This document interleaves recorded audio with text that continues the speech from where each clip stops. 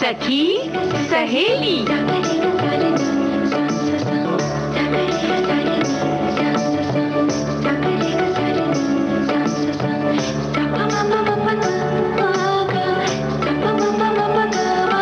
सखी सहेली।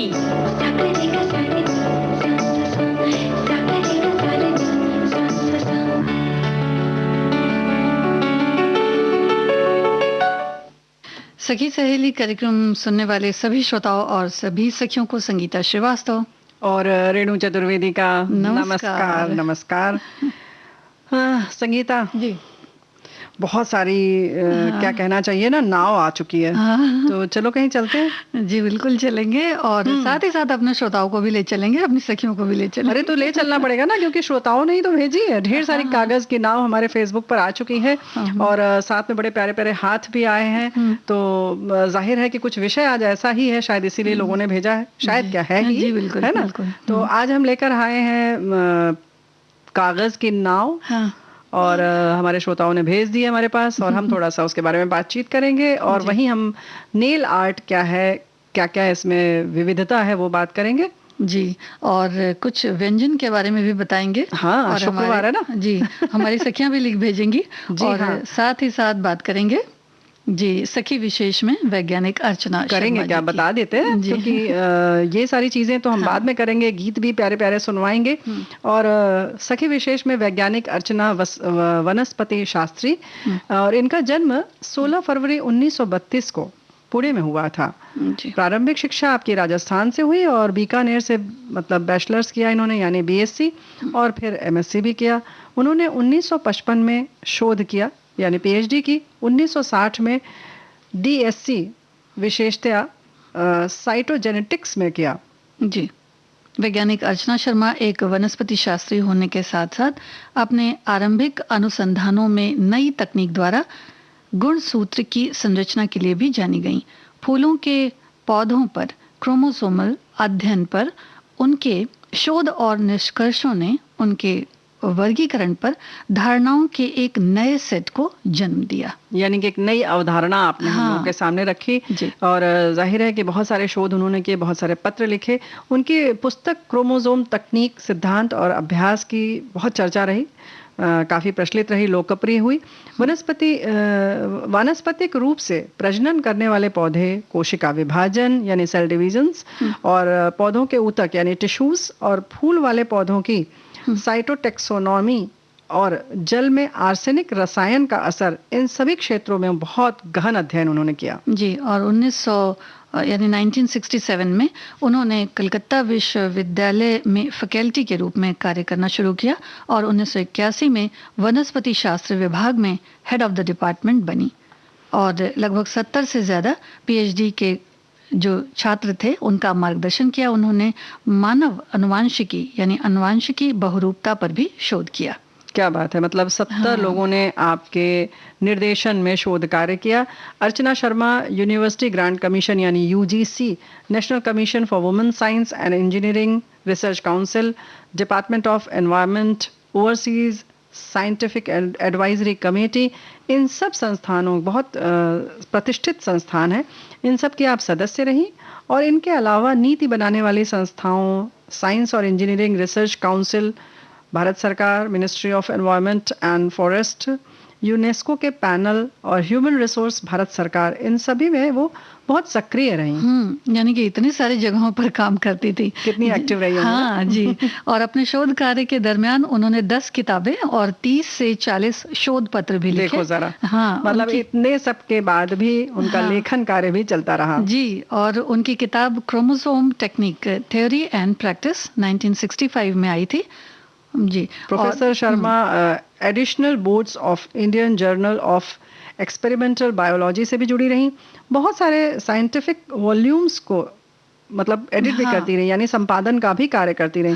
संपादन का कार्य वाकई मतलब बहुत मुश्किल होता है। खुद की एक पुस्तक लिखना और कुछ लिखी हुई को संपादित करना जी। और मुश्किल काम है, वो भी किया आपने। बहुत सारे साइंटिफिक वॉल्यूम को जैसे बताया कि एडिट करती रही, उसके साथ साथ CRC प्रेस, ऑक्सफोर्ड, DPH और क्लोवर एकेडमिक्स नीदरलैंड और गॉर्डन एंड ब्रीच UK से जुड़ी रही। मशहूर वैज्ञानिक अरुण कुमार शर्मा से आपका विवाह हुआ था, ये हम जानकारी दे दें आपको। और जी जी, तो मतलब उनका साथ भी ऐसा रहा, उनके जो पति हैं उनका साथ भी रहा, तो उनके साथ तो बड़ा, मैं कहते हैं कि अगर तालमेल बड़ा बढ़िया हो तो मेरा ख्याल है कि शायद इसी वजह से इनको इतना सारा मौका मिल गया। नहीं और भाई, ऐसे गलत अर्चना शर्मा जी का जो है ना श्रेय उनके कार्य का उन्हीं को मिलना चाहिए। क्योंकि कितना भी आपके पास हम लोग भी सब परिस्थितियां बहुत अनुकूल हैं, लेकिन कहाँ कुछ कर पाते हैं। और हो सकता है कुछ लोग बहुत इससे भी ज्यादा सुविधा संपन्न हो, आर्थिक रूप से संपन्न हो, लेकिन फिर भी एक जो लिखने पढ़ने इन सब चीज का है, माहौल बहुत मायने रखता है।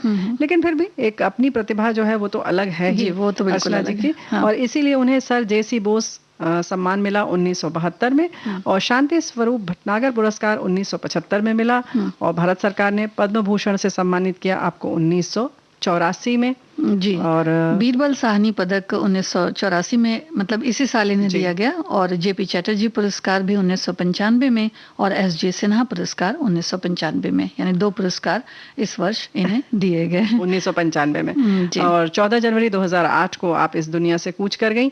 और जाहिर है कि जैसे तुमने कहा था, ठीक है, फिर हम बात करेंगे कि अरुण कुमार शर्मा जी से विवाह होने की वजह से एक पूरा माहौल मिला और दोनों पहिए एक साथ आगे बढ़े। लेकिन फिर भी अर्चना जी की जो प्रतिभा है उनको हम मतलब सुनकर बहुत आश्चर्य लग रहा है ना, कि इतने ढेर सारे शोध, इतने लोगों को PhD करवाना अपने अंडर में, और इतने ज्यादा बड़े बड़े संस्थानों में आपका सदस्य होना, और सक्रिय रूप से सदस्य होना। एक होता है कि आप बिल्कुल निष्क्रिय तरीके से सिर्फ नाम के लिए हो गई या मानद के तौर पर, ऐसा कुछ नहीं था। आपने बहुत काम किया, और उसका नतीजा ऐसे ऐसे लोगों का होता है कि हमें आगे आने वाली पीढ़ी को बहुत सारी चीजें शोध की हुई मिल जाती हैं, तो उनको पढ़ाई में और अच्छा माहौल मिल जाता है, और कहना चाहिए कि मार्गदर्शन अच्छा मिल जाता है। जी, छात्र भी कितने खुशनसीब होते हैं अगर इस तरह के प्रोफेसर्स वगैरह मिल जाएं, तो कितना उन्हें भी मजा आता है कि भाई इनके सानिध्य में हमने इतना कुछ पढ़ा, इतना कुछ सीखा। बिल्कुल। और हम खुश हो जाते हैं जब संगीता गीत सुनवा देती हैं। जी।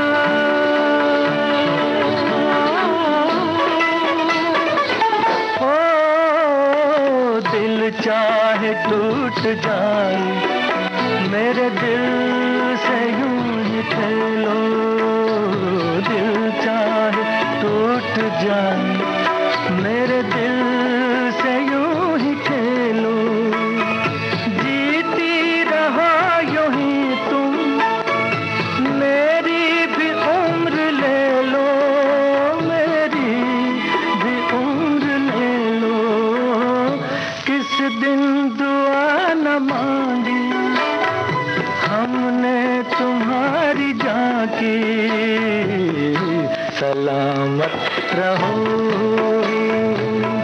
सलामत रहो,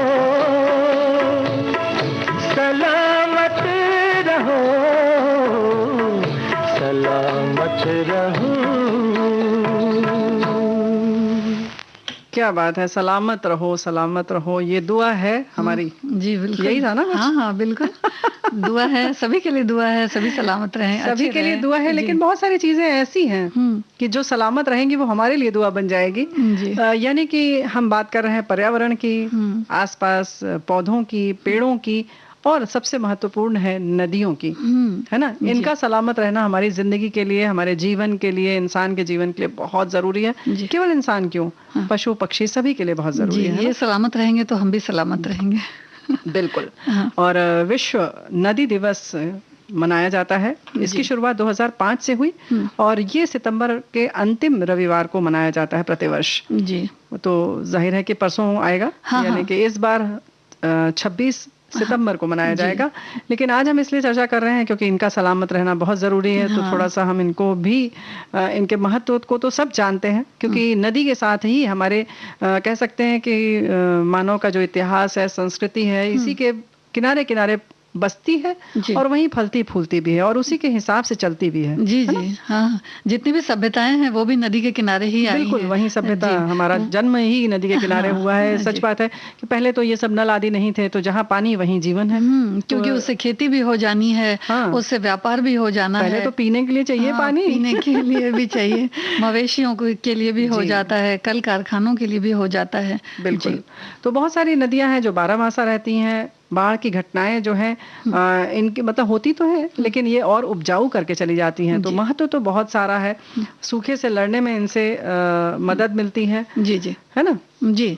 और साथ ही साथ जो जलवायु परिवर्तन है रेणु जी, वो भी एक नदी की वजह से ही हो जाता है। कि अगर नदियां अगर शुद्ध नहीं है, ठीक नहीं है, तो उससे काफी जलवायु पर भी फर्क पड़ता है। इसलिए कई बार देखा गया है कि जहाँ नदियां नहीं है, नदियों का जहाँ बाहुल्य है, वहां देखा जाता है कि बड़ी सुंदर सी वसुंधरा होती है, हर तरह की खेती होती है, फसल होते हैं, लहलहाते रहते हैं। जहाँ क्यों कहें, हम भारतवर्ष में रहते हैं और बहुत इस मामले में बड़े हम लोग धनी हैं कि हमारे पास नदियां हैं, पठार है, पहाड़ हैं, सब कुछ है। मतलब जितना तो समंदर है उतना ही पहाड़ है, उतनी ही मतलब हरियाली है, बर्फ है, सब कुछ है। प्रचुर मात्रा में प्रकृति ने भर भर के हमें दिया है। मौसम भी सुंदर सुंदर, मौसम इसीलिए तो सुंदर है क्योंकि सब चीजें हैं प्रकृति ने दे रखी हैं।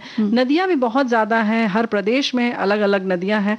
तो इन सब का संरक्षण हमारी जिम्मेदारी है। ये दिवस इसीलिए मनाते हैं क्योंकि ये जो है आप सब जानते हैं कि किस तरह से उपजाऊ करके चली जाती हैं। अगर बाढ़ भी आती है तो उसके बाद जो पूरा बेल्ट है, जो वो पूरा स्थान जो है वो किस तरह से उपजाऊ हो जाता है। इकोसिस्टम के लिए बहुत जरूरी है ना? जी जी।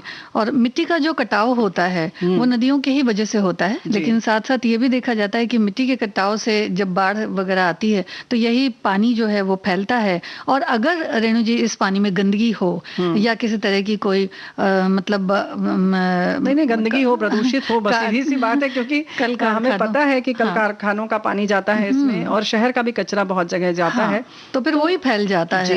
तो इस वजह से नदियों को साफ सुथरा रखना भी बहुत जरूरी है, बहुत जरूरी है। और नदियों पर जो नाव चलती है, क्योंकि सच बात है बड़े बड़े जहाज समंदर में चलते हैं, लेकिन नदियों में जो नावें चलती हैं उसका बड़ा मजा है। क्योंकि हम जब बैठते हैं तो बिल्कुल पानी हमारे बाजू में होता है, बगल में होता है ना, बस हाथ डाल के आप नदी के पानी को छू सकते हैं। जी बिल्कुल, है ना? और कई बार तो पानी से खेलते भी हैं। बिल्कुल। हाँ, हाँ, लेकिन ये कई बार खतरनाक भी होता है, तो बिल्कुल ऐसा ना करें। और जल की गुणवत्ता कहते हैं कि जितना अच्छा पानी रहेगा, जितनी अच्छी उसकी गुणवत्ता रहेगी, मजा उतना ही दुगना हो जाता है फिर। बिल्कुल जी। और साथ ही साथ जो इसकी मतलब जो हम लोग आज बात कर रहे हैं कि कागज की नाव अपनी जो हम लोग चलाया करते थे, तो वो भी ऐसा ही होता था रेणु जी, कि जब हम देखते थे कि भाई बारिश हो रही है, बड़ी सुंदर जगह, तो जहां पर साफ साफ सा पानी दिखता था, बस वहीं पर तैराया करते थे। ये नहीं कि जहां कुछ थोड़ा सा अगर ठीक ना लगा तो फिर उस क्षेत्र में उस तरफ जाया ही नहीं जाता था, क्योंकि ये बचपन का खेल है। लेकिन केवल जाते नहीं थे हम, बल्कि तुमने ठीक कहा कि ये कितना कुछ सिखा जाता है कि हम पहले से ही गंदगी से दूर रहना चाहते हैं, लेकिन फिर गंदगी कर क्यों रहे हैं, है ना? ये भी हमें सोचना होगा। और वैसे देखा जाए तो संगीता, संसार जो है बहती हुई नदी है और जिंदगी कागज की नाव है। कागज की नाव अगर पार हो जाए तो खुशी का एहसास हुआ करता है, बिना पतवार की। हाँ, बिना पतवार के, बिल्कुल सही बात है। पतवार तो हम चल रहे हैं, सांस ले रहे हैं, ये सब पतवार ही है हमारी जिंदगी की। और अगर कहीं थोड़ा डगमगा गया तो जाहिर है कि हमें दुखों का भी एहसास होता है ना? जी, लेकिन फिर भी आगे चलना है, यही सिखाती है हाँ, जो नाव है। और कई बार बचपन का खेल बहुत कुछ सिखा जाता है, उसमें से एक ये भी है। तो बारिश का इंतजार तो बहुत रहता है, और आजकल भी बारिश है, तो मुझे ऐसा लगता है कि बहुत सारे बच्चे इस वक्त भी नाव चला रहे होंगे या इंतजार करते होंगे कि भाई कब बारिश हो जाए तो कब लेके दौड़ पड़े फिर कागज की नाव। जी हाँ, जिसकी पतवार कोई थामने वाली नहीं है, फिर भी आगे चलती ही जाती है। ये कागज की नाव जो होती है ना, डूबने का खौफ भी नहीं रहता है, क्योंकि नहीं बना लेंगे, पता है डूब जाएगी, फिर भी हिम्मत नहीं हारने का हौसला देती है ये कागज की नाव। जी। और फिर देखते ही बनता है कि लहरों की जो थपेड़ होती है वो किस तरह से सह जाती है, पत्थरों से टकराती है, कई बार मझधार में भी आ जाती है।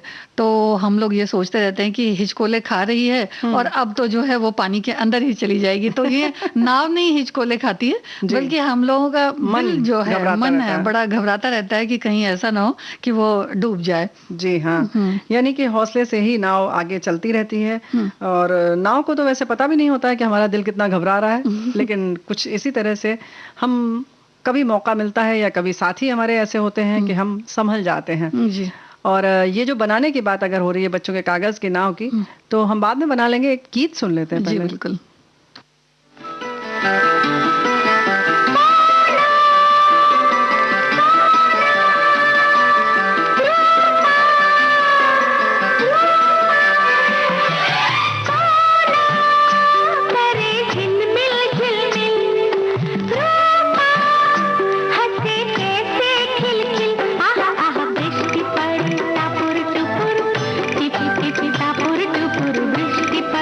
टपुर टपुर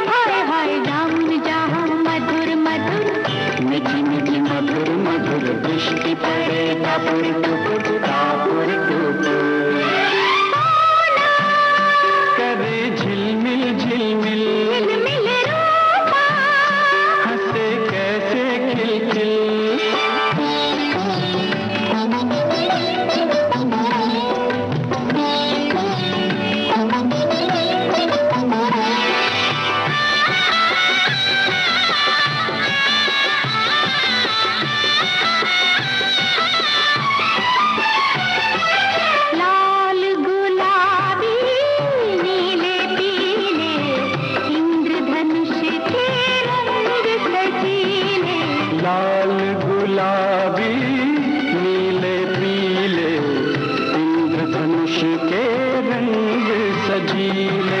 देखो देखो गगन की बहार, रंगों का लगा है बाजार। ओह दुनिया देखे टुकुर टुकुर, खेलिए टुकुर टुकुर, वृष्टि पड़े टापुर टुकुर टापुर टुकुर। सोना करे झिलमिल झिलमिल, रोता हंसे कैसे खिलखिल। आहा आहा वृष्टि पड़े टापुर टुकुर, टिप टिप टापुर टुकुर, वृष्टि पड़े टापुर टुकुर टापुर टुकुर। जी, आजकल भी वृष्टि का यही हाल है।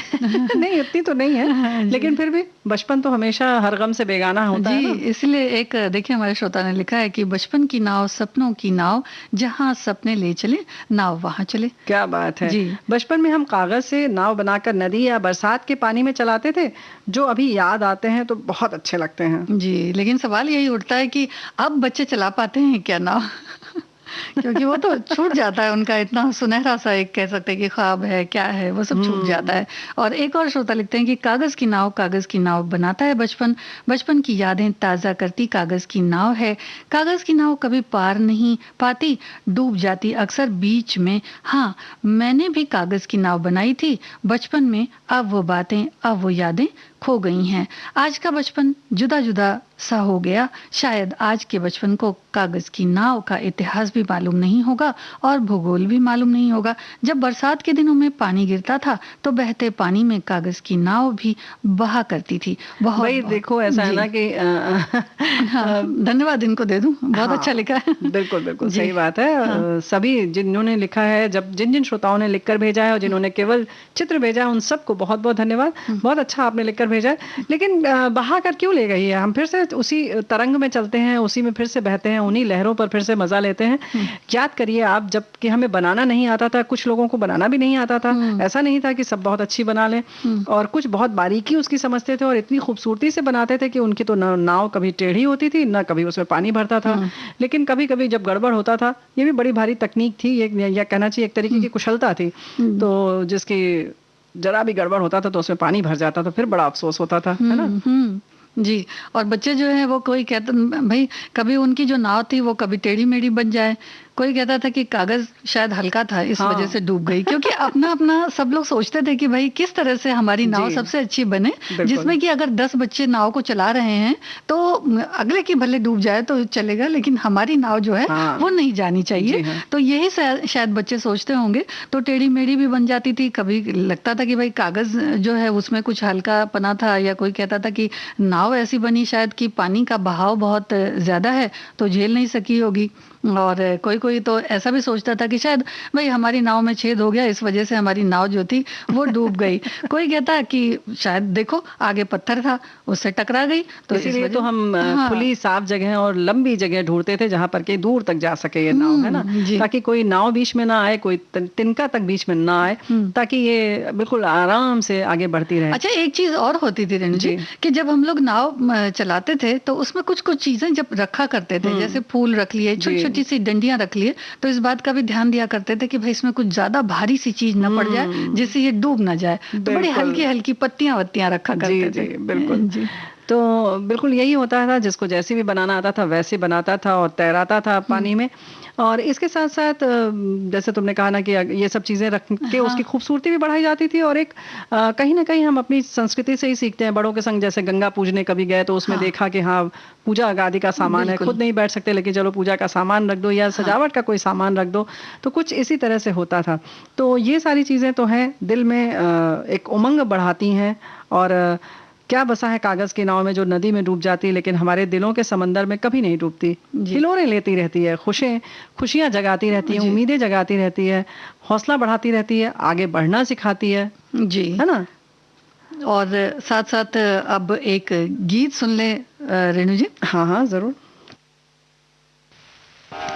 कोई मत वाला आया मेरे द्वारे, कोई मत वाला आया मेरे द्वारे, अखियों से करे जरा अजब इशारे, अखियों से करे जरा अजब इशारे, कोई मत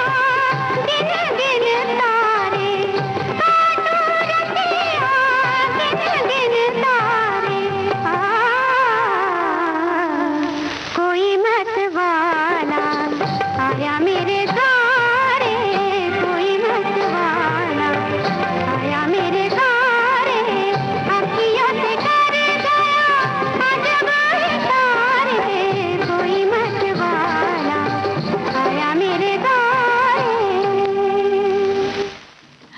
एक श्रोता लिखते हैं कि कागज वही, बारिश वही, लेकिन जज्बात कहीं नहीं। बचपन तो आता है सबके पास, पर बचपन में वो पहले सा बचपना नहीं। भावविहीन बच्चों के पास कागज तो है, पर पहली सी कागज की नाव नहीं। ऐसा हम्म, बड़ा क्या कहना चाहिए, जी कहीं अच्छा ना नहीं कहीं लगता है। ऐसा नहीं लगता कि हम ही इसके लिए जिम्मेदार हैं, जी बिल्कुल है, क्योंकि बचपन की नाव के लिए। बिल्कुल ढूंढती फिर रही बारिश का पानी, वो बचपन की हंसी, वो बच्चों की कहानी, वो पन्नों को मोड़कर आपस में उन्हें जोड़कर मैं होती थी तैयार, रहती बिन पतवार चलती ऐसे इठलाकर जैसे चिड़िया उड़े पंख पसार, हिचकोरे खाकर आगे बढ़ती। अब न वो बारिश का पानी, न बची अब मेरी कहानी, मैं कागज की नाव ढूंढती फिर रही बारिश का पानी। नहीं ऐसा मत करिए आप, क्यों नहीं बची है जी कहानी को फिर से शुरू किया जा सकता है, वो तो एक कॉमा था ऐसा मानिए, या यूं कहें कि अगर आपने अंग्रेजी वाला बिंदु लगाया था तो कई कई बिंदी बिंदी बिंदी करके आगे बात बन सकती है। जी पूर्ण विराम नहीं था, वो अर्ध विराम मान सकते हैं, है ना। जी और ऐसा है ना कि बचपन की यादों के बारे में हमारे एक साथी ने बहुत अच्छा लिखा है, कागज की नाव बनाता बचपन है, कागज की नाव बनाता बचपन है, बचपन की यादें ताजा करती कागज की नाव है, कागज की नाव कभी पार नहीं पाती, डूब जाती अक्सर बीच में। हाँ, मैंने भी कागज की नाव बनाई थी बचपन में, अब वो बातें वो यादें खो गई हैं, आज का बचपन जुदा जुदा सा हो गया है, शायद आज के बचपन को कागज की नाव का इतिहास भी मालूम नहीं होगा और भूगोल भी नहीं मालूम होगा। तो सबने लगभग वही दर्द वही हाँ। दुख लिख कर भेजा है ना। जी जी, कहीं कहीं उनको याद आती है कागज की नाव।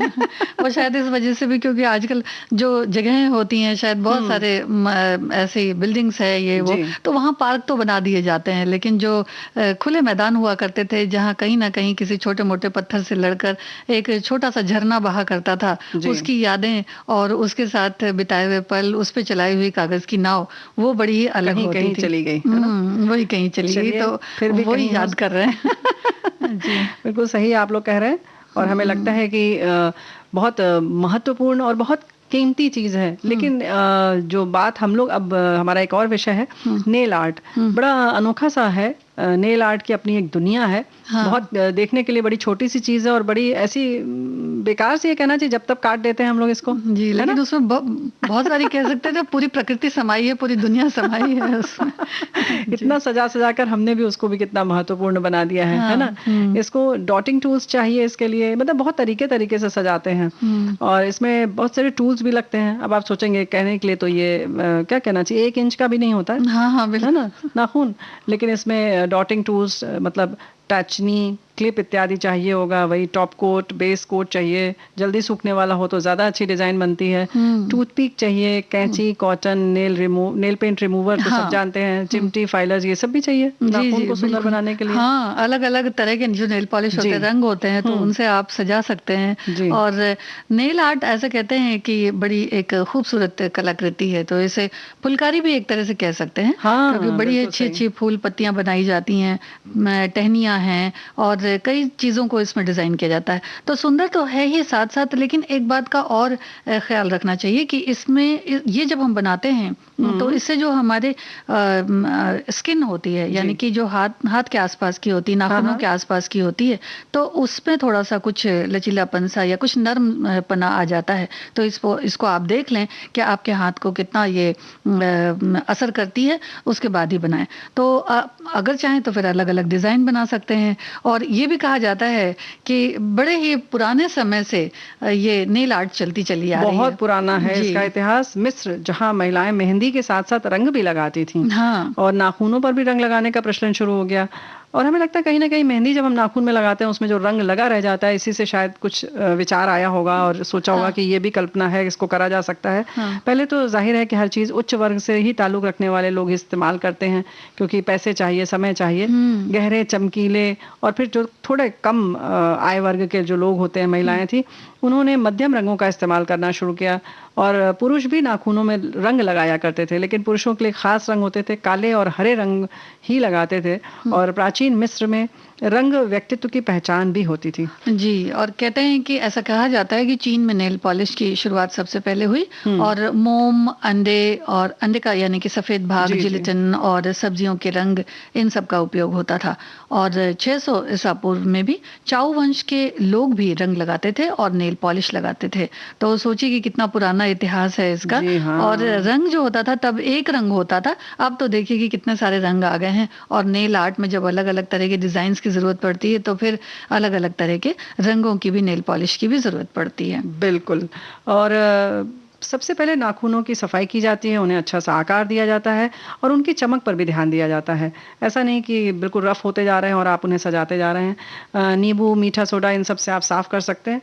लेकिन हम बात कर रहे हैं इस समय, ये सब तो अलग से बात है, हमारी बहनें जानती हैं, नहीं जानती हैं तो उसका अलग से आप थोड़ा देख लीजिए, है ना। और जैसा आप शेप चाहती हैं वो दे दें। उसके पहले उसमें प्राइमर लगाएं, फिर सूखने पर बेस कोट लगाया जाता है। इससे हमारे नाखून सुरक्षित रहते हैं जी। और उसमें जो पीलापन आता है नेल पॉलिश हटाने के बाद, वो नहीं आता है। फिर इस पर बेस कोट की एक परत सूखने के बाद दूसरी कोट लगा देते हैं तो अच्छा लगता है। फिर इसको सूखने दें, फिर जो डिजाइन है वो लगाई जाती है। हाँ, ताकि बेस कोट थोड़ा सा गहरा हो जाए। और अलग अलग प्रकार के ब्रश भी आते हैं, कुछ तो घर में भी होते हैं जो लोग पेंटिंग वगैरह करते हैं। हाँ। तो वो भी आप इस्तेमाल कर सकते हैं। और साथ में बाजार में भी जो ब्रश वगैरह होते जी। हैं खास इसी के लिए, तो वो भी आप ले सकते हैं। और जो लोग सजाते हैं नाखून को, वो अलग अलग रंग के जो स्टोन आते हैं या चमकीले भी रहते हैं, ग्लिटर होते हैं, उनका उपयोग कर सकते हैं।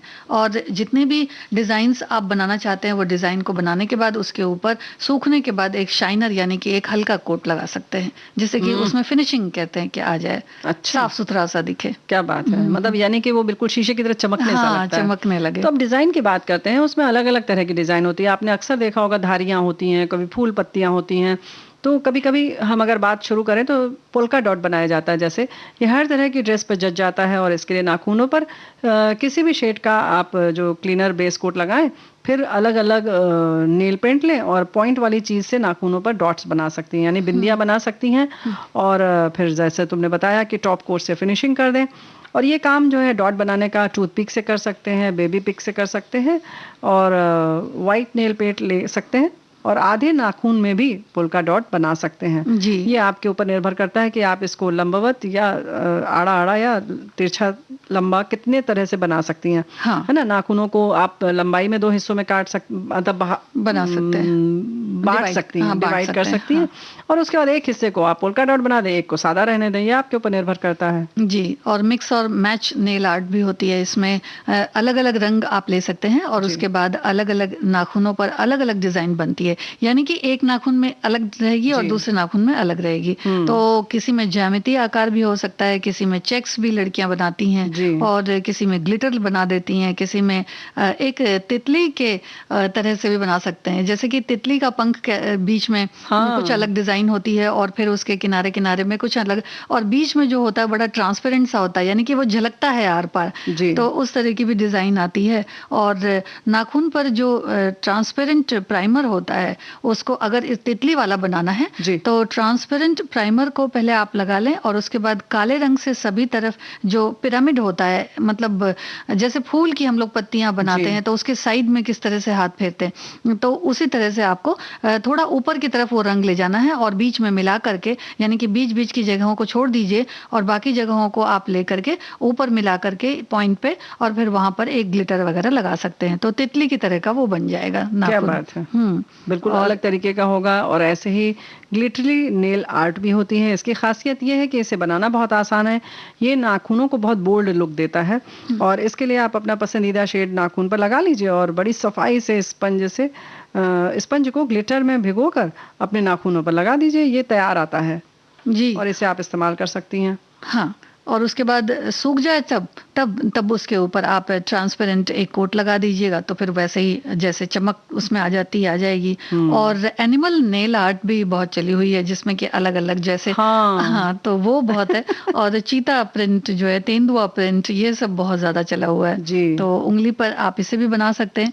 यानी कि अगर आप कह सकते हैं ना, तेंदुआ प्रिंट का कपड़ा पहन रही हैं तो वैसे ही आप अपने नाखूनों को भी कलर कर लीजिए। हाँ, जी जी, है ना। हाँ।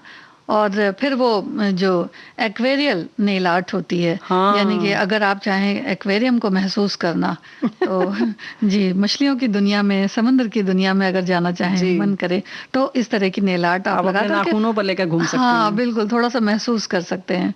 लेकिन इसके लिए आपको ये करना पड़ेगा कि पहले अगर इसमें ब्लू क्रिस्टल अगर आप इस्तेमाल करते हैं तो बड़ा अच्छा है। जी। और इसी तरह की हल्की नेल पॉलिश जो है उसको लगा करके आप इसमें कुछ प्लम के रंग का, कुछ भूरा कॉफी या कुछ जो आपके नाखूनों से मिलता जुलता जी। रंग होता है उसे भी आप लगा सकते हैं। लेकिन ये थोड़ा सा हल्का होना चाहिए। और उसके बाद इस पर जो आपको बनाना है, जो भी स्पंज की मदद से आप बना सकते हैं। चाहे तो आप इसमें फ्लोरल ड्रीम वगैरह है या जो पेस्टल वगैरह, गुलाबी वगैरह रंग आता है, उससे भी लेकर के आप बना सकते हैं। बना सकते हैं। हाँ। क्या बात है। ऐसे ही फ्लोरल नेल आर्ट, फूल, पत्तियां इसमें बनाया जा सकता है। हल्के रंग का आप अपने उसमें नाखून पर पेंट लगा लें, फिर थोड़े या पूरे नाखूनों पर भी आप आर्ट बना सकती हैं। चाहे तो केवल पत्तियां बनाएं, ये आपके ऊपर निर्भर करता है। अब आपके इसमें रचनाशीलता दिखाई देगी। नेल पेंट या कोट लगाने के बाद पहले ब्रश से सफ़ेद नेल पेंट से सुंदर फूल बना सकते हैं और बीच बीच में पीले रंग के डॉट्स बना दें। सूखने के बाद एक फाइनल, जैसा हम सभी भी कह रहे हैं कि आप शाइनर लगा देंगे तो उसकी खूबसूरती और बढ़ जाएगी। हाँ। और फूल पत्तियां तो आप आजाद हैं, जो मर्जी है वो जी, बनाइए। शाइनर से थोड़ा टिकाऊ भी हो जाएगा। जी हाँ। और लाल रेत जैसी भी एक नेल आर्ट आप बना सकते हैं। इसके लिए वो आपको लाल रंग का अगर मैट नेल पेंट होता है वो अगर लें तो बहुत अच्छा है। और उसके इसको बनाना बड़ा आसान होता है। तो आप इस तरह का मैट नेल पेंट जो है जी। उसे लगाएं और उसके बाद स्पंज से ग्लिटर उस पर चिपका दें। तो कुछ मतलब मैट वाला, यानी हाँ। कि जो ग्लिटरी ना हो, जो चमकदार नहीं हो, जो सिंपल सादा सा जो आता है, हाँ। जो चमकता नहीं है, नहीं, वो वाला बिल्कुल नहीं मैट जी, फिनिश बालू वाला। बालू की जी, तरह से। जी जी। और साथ ही जैसे धारी वाली नेल आर्ट होती है तो वो भी अलग अलग तरह की होती है कि आप उसके कॉम्बिनेशन बना सकते हैं कि फंकी डिजाइन कहते हैं हाँ। कि बन जाएगी अलग अलग तरह की। जी हाँ, धारियां भी आप चाहें तो चौड़ी मोटी भी कर सकते हैं, पतली भी लगा सकते हैं।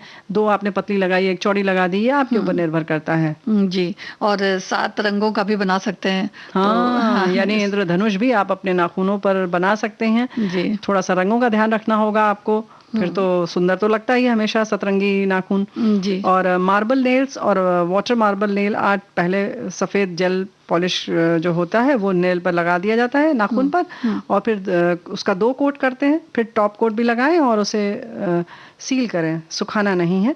अब थोड़ा काला जेल नेल पॉलिश लेकर पतले ब्रश से मार्बल की तरह लाइन बनाएं और किसी भी तरफ से आप बना सकते हैं, किसी भी एंगल से, क्योंकि मार्बल पे तो आप देखते हैं कि वैसे ही डिज़ाइन जो होती है, कुछ उसमें भी तारतम्य नहीं होता है। आप रैंडम बना सकते हैं और आप देखेंगे कि जेल पॉलिश जो है अब मिट्टी रहेगी, यानी फेड होती रहेगी, और फिर 1 मिनट तक रखेंगे तो ग्लिटर से हाईलाइट कर सकते हैं और सूखने पर, जो हमने बार बार कह रहे हैं कि लाइट कलर के कोट आप लगा सकते हैं टॉप पे।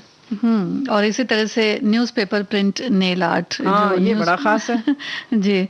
तो आपके नाखून है उसको पहले आप लाइट कलर पेंट से पॉलिश करें और उसके बाद फिर जो ग्रे कलर है वो भी आप ले सकते हैं। जैसा कि हमने बताया कि नाखूनों से अगर मिलता जुलता कलर या फिर न्यूज़पेपर का जो कलर है वो आप ले सकते हैं हल्का।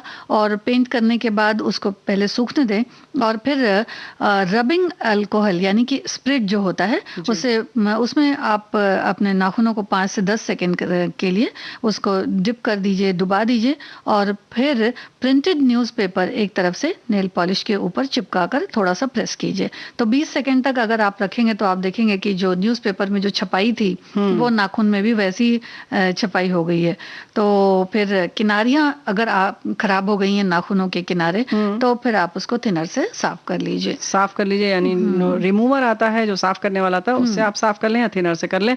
वैसे न्यूज़पेपर प्रिंट नेल जो आर्ट है, तुमने कहा संगीता कि आप अपने हाथ पर ऐसा करें, क्या ये दूसरे के हाथ पे नहीं लगा सकते? नहीं, बिल्कुल दूसरे के हाथ पे ही लगाता है। जी, अपने हाथ पे भी लगा सकते हैं, दूसरों के हाथ पे भी। वैसे सबसे आसान यही वाला था, पता है, बहुत अच्छा है ये। न्यूज़पेपर वाला जरूर करना चाहिए, आप जरूर करिएगा सखियों। पोल्का डॉट्स वाला भी आसान, पोल्का डॉट वाला भी आसान, हमें थोड़ा मुश्किल लग रहा है, लेकिन फिलहाल इस समय गीत सुनाना हमें लग रहा है सबसे आसान है।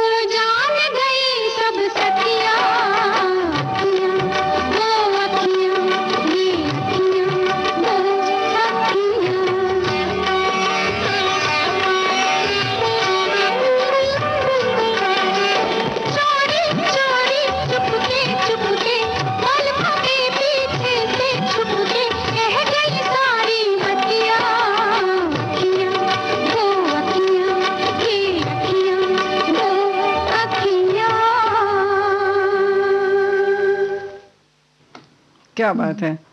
बहुत बहुत सारी सारी बत्तियां कह गई, लेकिन अभी भी बहुत सारी बत्तियां हमारे जो साथियों ने लिखकर भेजी हैं वो आती जा रही हैं। आपने लिखा है कि मुझे अभी भी याद है, मैंने डबल नाव बनाना सीखी थी, जो मुझे इतनी पसंद थी कि मैंने उसका एक बनाया हुआ मॉडल अभी तक संभाल कर रखा है। सच में कागज की नाव का वो पल अनमोल थे बिल्कुल। क्या डबल बात है। कैसे, मुझे नहीं होगी कुछ डबल, वैसे मुझे भी याद है संगीता, याद है हमें कि हम लोग ऐसे बनती थी कुछ कि वो दाहिनी और बाईं तरफ से उसमें ऐसे छतरी जैसा बन जाता था उसी में मोड़ के। अच्छा, जैसे मतलब एक में दो नाव नहीं, ये इनकी तो मतलब ये है कि डबल होगी, लेकिन हम लोग जैसे बनाते थे तो उसमें दाहिनी और बाईं तरफ जहाँ जो चप्पू चलाने वाले बैठते हैं वहां पर ऐसे उठ सा जाता था, छतरी सी आ जाती थी, वो कवर सा हो जाता था। जी जी, तो मतलब ऐसा लगता था कि बारिश में इसमें जो बैठेगा वो बचा रहेगा, भीगेगा नहीं। हाँ, तो लेकिन वो पूरी नहीं ढकती थी, लेकिन आधी इधर से और आधी उस तरफ से, दोनों कोनों की तरफ वो थोड़ी थोड़ी सी ढक जाती थी, यानी एक एक तिकोना सा उस पे आ जाता था ऐसे कागज। तो ऐसे कागज की तो अपनी अलग ही महिमा है, कितनी कितनी चीजें हम लोग बनाते थे। फूल बनाते थे, बॉल बनाते थे, डंडी बनती थी, कुत्ता बनाते थे, मतलब बहुत सारी चीजें, डिब्बे बनाए जाते थे ना।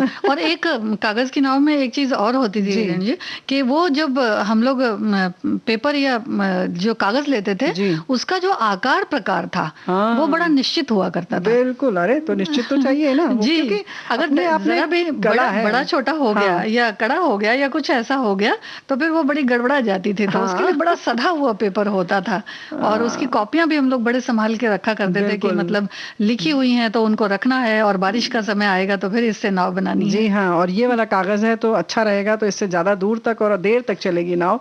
बारिश थोड़ा बहुत होगा भी तो बचा लेगी, झेल लेगी, है ना, झेल लेगी। तो ये फिर बहाना नहीं चलेगा कि हमारी जो कागज की जो नाव है उसका कागज थोड़ा कमजोर था इसलिए डूब गई। तो बहुत सारी चीजें हैं, वाकई ध्यान तो रखना पड़ता है, हर एक चीज कला है। इसी कागज की चीजों से बनी हुई कलाकृतियों को ओरिगेमी कहते हैं ना। बिना काटे हुए जो तरह तरह की कलाकृतियां बनाई जाती हैं वो अपने आप में कला होती है, लेकिन फिलहाल जो है ना व्यंजन जो है वो अपने आप में कला है। और हम आज क्या बताने वाले हैं जी? आज हमने 3-4 चीजें रखी हैं, अब देखते हैं समय के हिसाब से कितना हम शुरुआत करें जी। स्टफ मूंग दाल डोसा ये बना सकते हैं, तो बड़ा ही ये मतलब कहते हैं कि सेहत के लिए भी बड़ा अच्छा रहेगा। और इसमें जो दाल इस्तेमाल होने वाली है, वैसे तो जो डोसा बनाते हैं वो छिली हुई दाल, छिलके उतारी हुई दाल के भी बनाते हैं, लेकिन ये छिलके वाली दाल आपको लेनी है जी। और 1 कटोरी साबुत मूंग दाल रात भर भिगो कर रख दें आप तो बहुत अच्छा है। और 2 हरी मिर्च, 7-8 करी पत्ता, नमक आप स्वाद अनुसार ले सकते हैं, 1/4 चम्मच काली मिर्च, धनिया थोड़ा सा, और जीरा पाउडर 1 चम्मच, 1 चम्मच नारियल का भूरा, ताज़ा भी घिसा हुआ ले सकते हैं, ग्रेट किया हुआ चीज़ थोड़ा सा रहना चाहिए, और थोड़ा कटा हुआ प्याज, हरी धनिया कटी हुई, लाल मिर्च पाउडर थोड़ा सा, और 1 टमाटर बारीक कटा हुआ। अगर आपको पसंद है तो आप उसमें डाल सकते हैं। अब ये जो दाल हमने भिगाई है उसको मिक्सर में डालें, साथ ही साथ इसमें आधी कटोरी पानी, क्योंकि थोड़ा पानी डालना भी जरूरी है, अदरक का 1 इंच टुकड़ा, और हरी मिर्च, करी पत्ता जो भी आपने लिया है, इन सारी चीज़ों को पीस कर गाढ़ा पेस्ट बना लीजिए। और इसमें फिर नमक मिला लीजिए, काली मिर्च, धनिया, जीरा पाउडर, और 1 चम्मच या 1.5 चम्मच ग्रेट किया हुआ नारियल, और सभी चीज़ों को मिलाकर, ज़्यादा अगर आपको गाढ़ा लगता है तो उसमें थोड़ा सा पानी डाल लीजिए। और नॉन स्टिक तवे पर डोसा अगर बनाएंगे तो वो चिपकेगा भी नहीं, वैसे जैसा आपको तवा लेना है। और इसका बैटर 1 चम्मच आप डालें उसमें, जो घोल आपने बनाया है, और बहुत ज़्यादा पतला न रहे, थोड़ा सा ठीक ठाक रहे जिसमें कि वो फैल सके।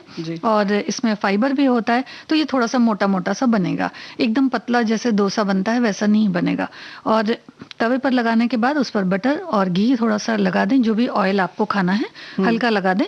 उसके बाद उसको उलट पलट दें, दोनों तरफ से सेक लें, और जो दूसरी तरफ है उस तरफ थोड़ा सा ग्रेट की हुई चीज़ उस पर फैला दें, और टमाटर जो आपने कटा हुआ रखा है वो, और थोड़ी सी 1 चुटकी नमक, और थोड़ी सी लाल मिर्च पाउडर, ये आप डाल करके उसके बाद जब सेक जाए तो आप उसको फोल्ड करके मोड़ करके फिर उठा लें, तो बहुत अच्छा सा बन जाएगा, अच्छा सा बनेगा ना। तो इसकी चटनी तुम बताना, लेकिन उससे पहले हम इसमें थोड़ा सा और इसकी थोड़ी सी चीज इसमें जोड़कर इसके विविध स्वरूप बता सकते हैं। इसमें अगर आप चाहें तो छोटे छोटे प्याज छोटे छोटे टमाटर काट के बिल्कुल चौकोर छोटा छोटा बारीक, और थोड़े बड़े पनीर के टुकड़े काट कर अलग रख लें। और इसमें डोसे में जैसे जो फिलिंग करते हैं हम आलू की, वैसे इसको उसमें भर सकते हैं। और उसमें कुछ भी और डालने की जरूरत नहीं है, थोड़ा सा काली मिर्च ऊपर से आप बुरकते हैं बस।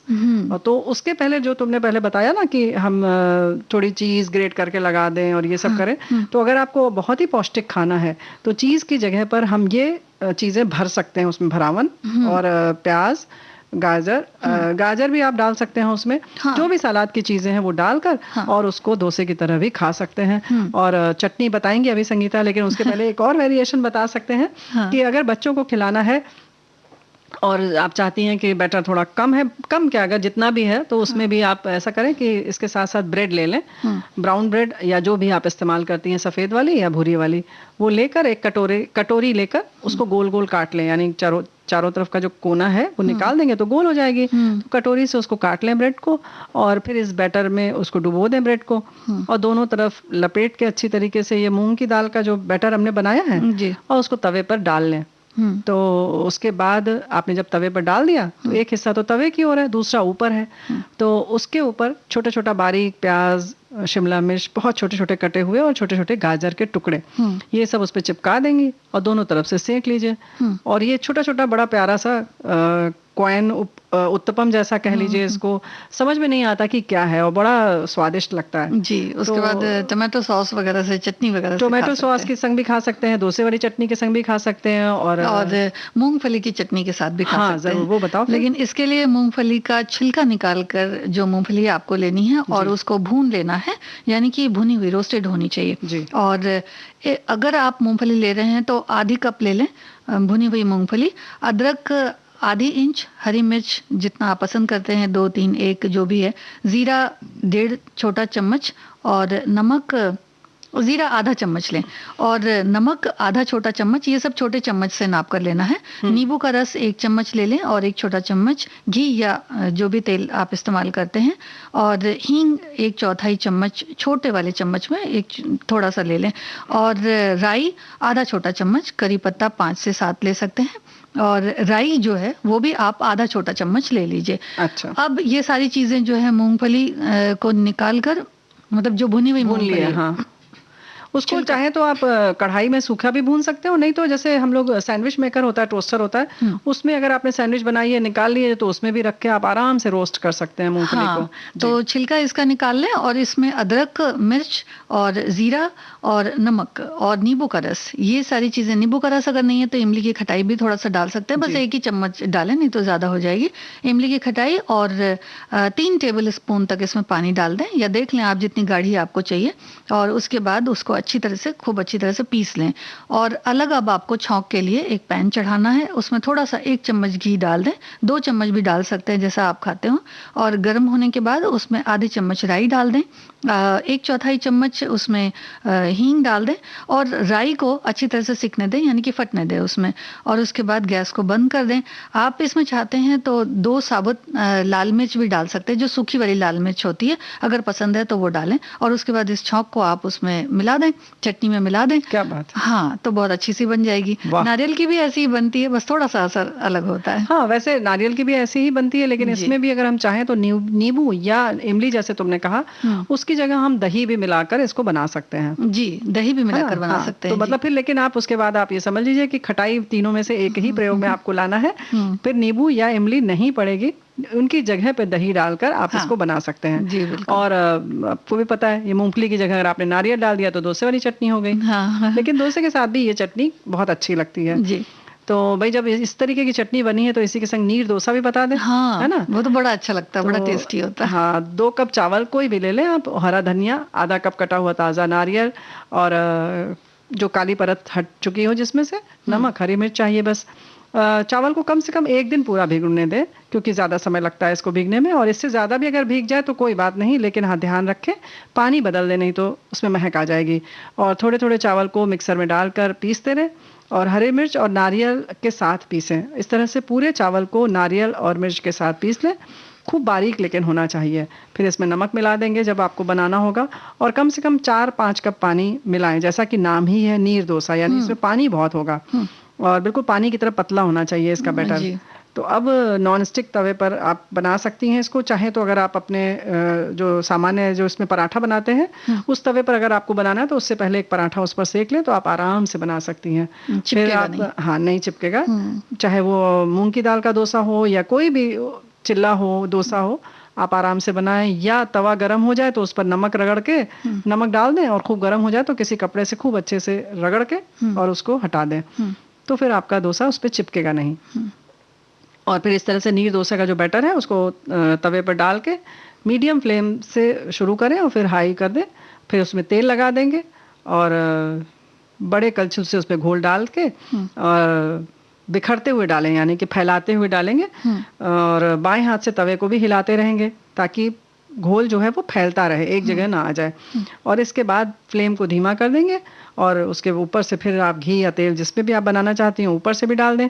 3-4 मिनट क्या में बस फट से पक जाता है क्योंकि वो बहुत पतला होता है।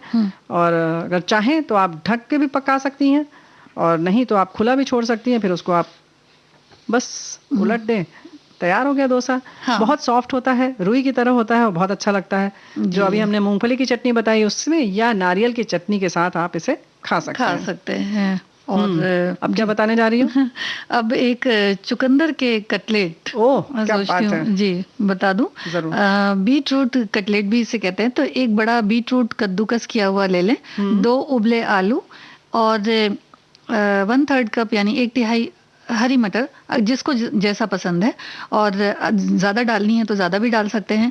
एक प्याज बारीक कटा हुआ, अदरक लहसुन का 1 चम्मच पेस्ट, भुना हुआ जीरा, आधा चम्मच आमचूर पाउडर, 1 चम्मच धनिया पाउडर, इसमें बहुत सारी चीज़ें हैं। हाँ, मसाला सब पड़ेगा। जी, नमक और उसके बाद आधा चम्मच गरम मसाला, 2 चम्मच मैदा भी आपके पास होना चाहिए और 1.5 कप ब्रेड क्रम्स, थोड़ा सा तेल जो भी आपको खाना है। अब करना ये है, और लाल मिर्च या हरी मिर्च जो आप पसंद करते हैं। तो एक पैन में थोड़ा सा तेल डालिए, फिर प्याज कटा हुआ उसमें हल्का सा भून लीजिए गुलाबी होने तक।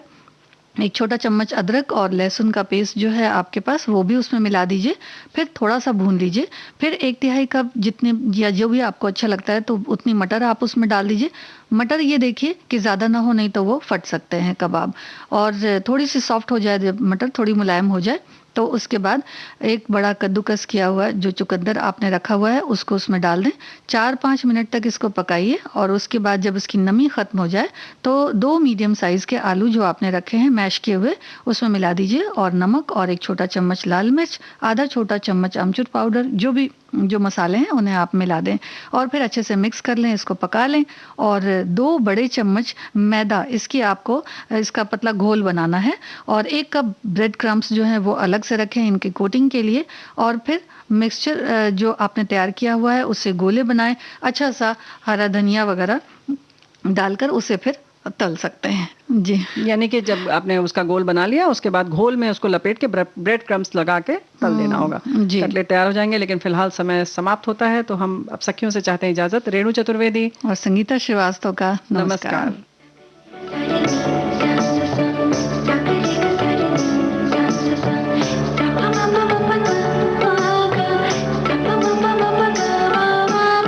सखी सहेली।